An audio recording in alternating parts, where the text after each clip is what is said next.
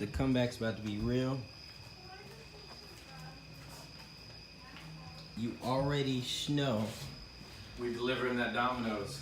pepperoni playboys over here. This beautiful ride. Shout out to Breast Cancer Awareness Month too.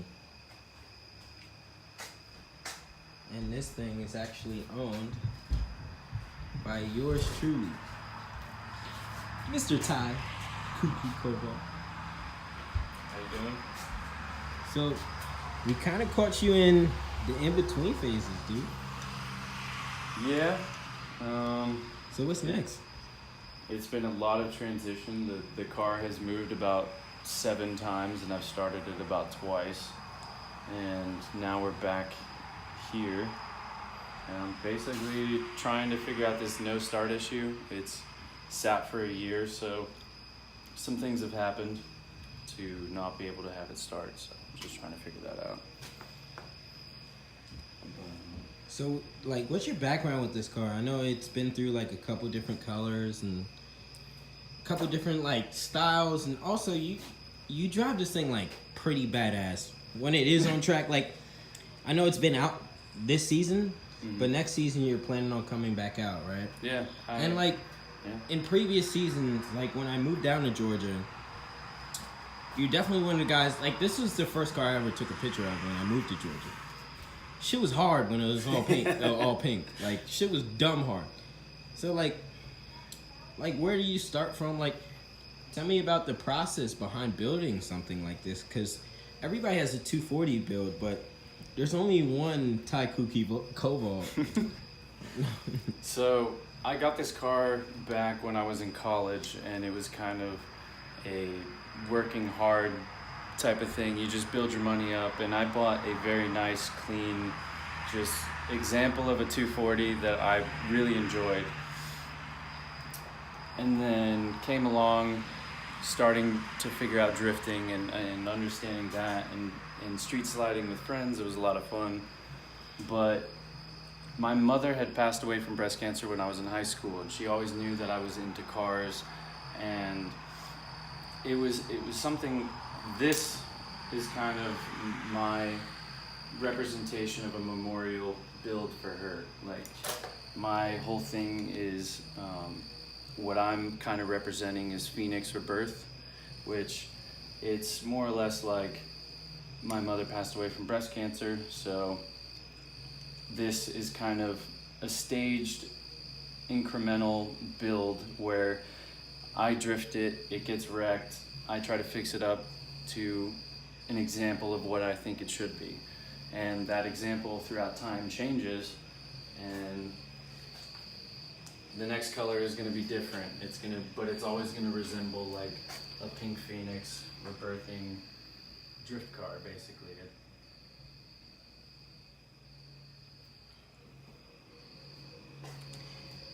And, like, with drifting, you see a bunch of different styles.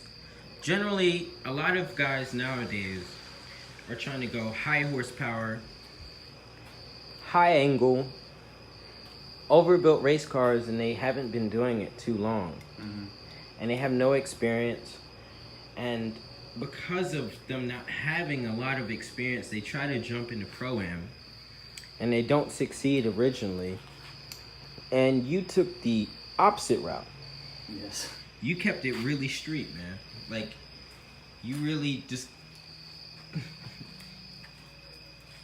If you guys don't know, Ty was the gentleman who was street drifting and happened to just catch a little bit of grip in the wrong spot and hit a tree, like, right about here. But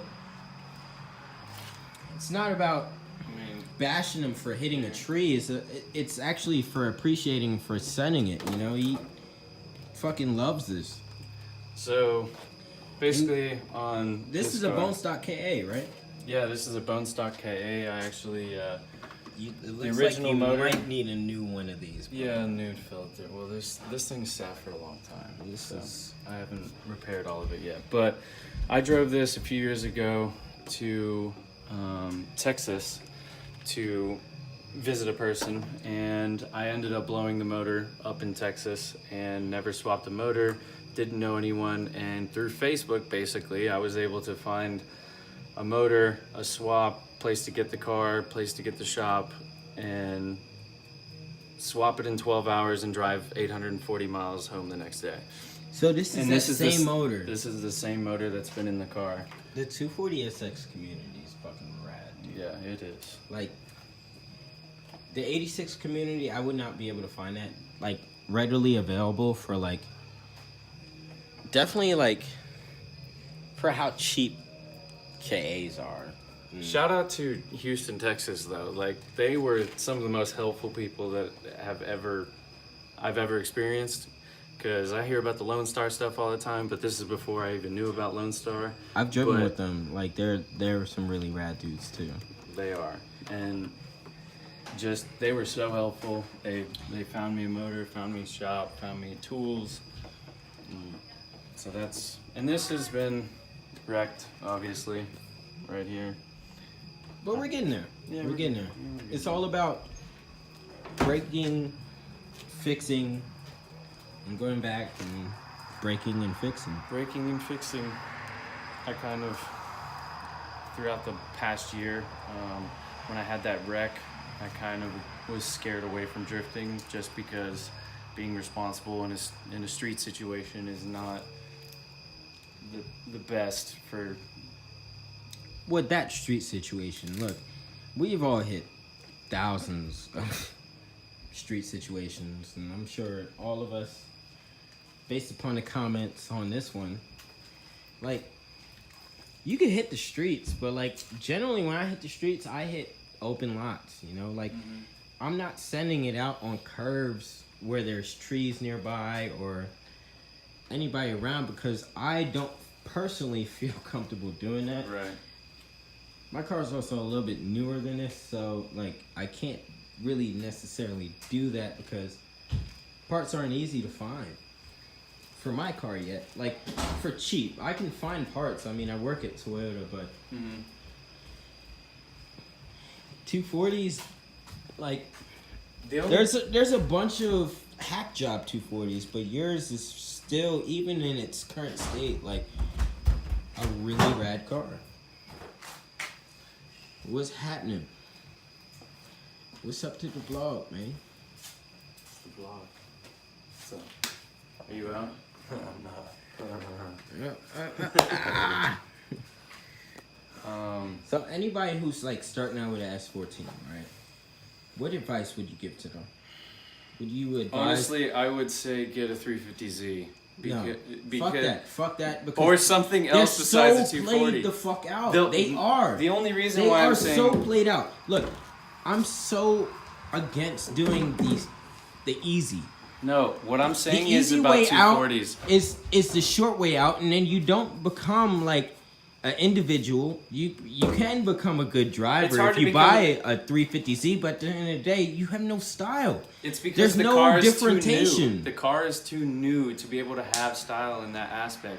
There hasn't been enough kits invented because the car is still from 2003 up to 2018, 19 with 370Z. I mean, that chassis is still around, that style. This is not there anymore, so it's harder to find. It's easier to find parts, let's say, in Atlanta, but let's say you go up to Tennessee, it's really hard to find anything up there for a 240 that's reliable and not a piece of garbage. And these cars are getting rarer. Like, these cars are definitely getting rare. So to get back to like my original question, anybody who's looking for an S14, right?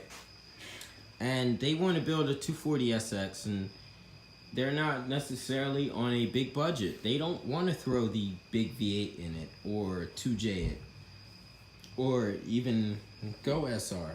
You stuck with the KA route and kept it very reliable. You're going through starting issues right now, but it could be one or four things, basically. Right. And you just haven't had the time because there's a lot of stuff going on right now in order for you to figure that out. But overall, you can romp on this thing all day. Yeah. The temperatures stay low pretty much the whole time. So, like, what advice would you give to the 17-year-old kid who bought his first car and he said, "Look, I saw Kouki Covalt online. I want a KA Online crashing, and I just want to go ahead and just fucking send it." Like, what advice would you give to that person? So the first thing that I would probably say is to get a good radiator, good fans. It's always important for cooling in any aspect of any motor. Next thing is if you're trying to learn how to drift, do not throw an angle kit on it at first. Just get the feel of the car. You want to understand how the car performs neutrally, and just in its stock form, maybe with some suspension mods and a welded diff, but not in the aspect of angle kit, because if you do not know how to drive a low horsepower car fast, you can't drive a high horsepower car fast either. Yes, and that's, in my opinion, this is just the way that I believe, like in terms of in driving and how pure it should be. I'm kind of a purist, but to each their own. People can run V8s, 2Js, stuff like that, but I like, see, I'm a G35 guy too. I got a G35. Nah, his car is so rad. Yeah, Dab Sedan, shout out. Yeah, I almost bought his Grid Life ticket from him. Wait, was he not doing it this year? He didn't do it this year, and he was selling it, and I was about to buy it, but I didn't get approved for it. And my car isn't really in the greatest shape right now, so we'll digress. Look at this quarter panel, man. Like, I mean, I had to straighten a lot of that out. It was like pushed in about to here inside, and I'm still like massaging it out, but I'm gonna throw it on it. so all in all, if you could take a lesson from it, like, I only make about 300, maybe 310. If I overboost, maybe 320, but I came from a car that made similar 130. horsepower that this makes. I make 130 on the Dynajet. I made 170 when I came out there and sent it the first time. I don't know. The first time I sent it, if you check my hold first video, on. The key is to drifting a stock KA is change your gear ratio. I changed it from the stock gear ratio to a 4.6 out of a Nissan Xterra front diff, and it has changed the way the entire power band goes. It is you don't have to clutch kick hardly at all anymore. The power band is raised so much that even in third, you can enter downshift to second and power all the way through without clutch kicking. It's really a nice taste to the old ass KA, basically. and like, Ty, I'm not gonna lie to you, you actually were one of my first inspirations, because I bought a brand new car. I knew about drifting, but I didn't know shit about drifting. And I see you go out there and send it. I'm like, yeah, you know, I really gotta fucking go hard, dude. Like, whatever this car is capable of, I gotta push that like ×2. And I actually started out on wheels just like this. Like, so I don't really like to release like my own personal life. Ty has went forth and actually represented like some of the stuff he's went through. I have a brother currently with cancer, and yeah, that shit eats at you, but you know, you push through it every single day and you do what you have to do, and you're strong for your family. Ty actually lost his mom to breast cancer, and that's the theme of his vehicle, and that's why you'll notice it's pink. And it's not like some regular pink. This is some hot boy pink. Yeah. I mean, you see a lot of people do pink cars and show them up on the internet all the time. But the inspiration for me was basically because my mom had passed away from breast cancer when I was back in high school. And she meant a lot to me, and breast cancer is one thing that you shouldn't play with. I lost an aunt to breast cancer too. You should not play with, and it's something that is very, very dangerous, and it can change the lives of everyone around you completely in an instant. And it's just like the whole pink theme is because breast cancer, obviously, but because my mom always loved seeing me like work on cars and see me what I can try to do with them given at the time, and I don't know, it's something I didn't build for the internet, quote unquote. I built it because you built it for you. I built it and more you know what, like, to remember my mom. I built it. That's what it's about. It's not about doing it for everyone else. It's doing it because you like to do it. You shouldn't go out drifting because you think your friends think it's cool. I think it's fun as fuck. You it's should so do fun. it. You should do it because you love to do it, and like. It's so fun. The people that I've met at iTrack Motorsports and the people that I've met at just the shops around here, like Countersteer, GMG Automotive, and just all these like friendly people who drifting is something. There's so many people we can shout out. Like there's there's GMG, there's Countersteer, there's Best Damn Shop Around, there's Top Garage. Top Garage especially. Yeah. There's also what's the name? Controlled Motorsports I was at just today. Brandon over there is awesome. He literally was just like, yeah, you don't know how to MIG weld? Here's how you MIG weld, but you can't watch it. Right. But he kind of walked me through the processes of it. And there's so much like inspiration out here because there's so many good fabricators here in Atlanta. There's so good much, fabricators. like there's good fabricators. There's good body shop people. There's people with parts. They stack them, so it makes it easier for the average drifter to obtain parts, whether it be for an E36, S14, 350Z, G35, anything like that. It's really and everyone's nice. Like people are really nice. And the camaraderie is great. Southern hospitality. The camaraderie in Southern hospitality is great. I'll be real with you guys. I come from New Jersey. I'll be the first one to tell you, fuck you, if you don't like me. But the South has changed my ways. And being from the South, it taught me how to be a lot nicer of a person because I can still be myself and tell you guys exactly how I feel, but I could do it in a lot nicer way as opposed to like Jersey where I'm just like, look, man, you can eat a dick. That's really how it is in Jersey. Like Jersey, shout out Black Market Drift Crew. Shout out any of my homies up there, Omi, Dom, anybody who's watching this. But it's just a different lifestyle down south, especially here in Georgia. And I feel like in Georgia, we're going to definitely be on up and coming in the next couple of years. The Southeast is going to come up in the next few years. Because we have all of these assets. Like the shops are building, the people are building themselves up here to make something happen, basically. Like Dylan at Countersteer drives a pretty much bone stock HR 350. Well, he threw stock cats. Stock cats. He threw just some. He threw a PBM angle kit on it, and then just a regular tune just to get the throttle response better than the factory. Oh, you forgot about OTP. You got Ken Oswald. Ken. Yeah. Ken is like. Ken is low key. Ken is the GOAT. Ken is low key the GOAT because Ken has done so much for everyone. Yeah, he has.